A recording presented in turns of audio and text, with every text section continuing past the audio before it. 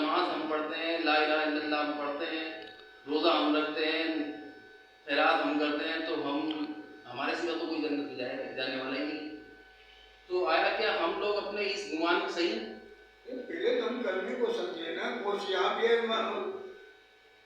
کل امتی یدخلون الجنت الا من ابا، جس نے انکار کیا. یعنی کون بندہ ہوگا جو انکار کرے گا کہ مجھے جنت نہیں چاہیے. دیکھو نا، نوکری چاہیے صبح تو سویرے جاتے ہیں، بڑی کوشش کرتے ہیں کہیں آفیسر نہ ناراض ہو جائے.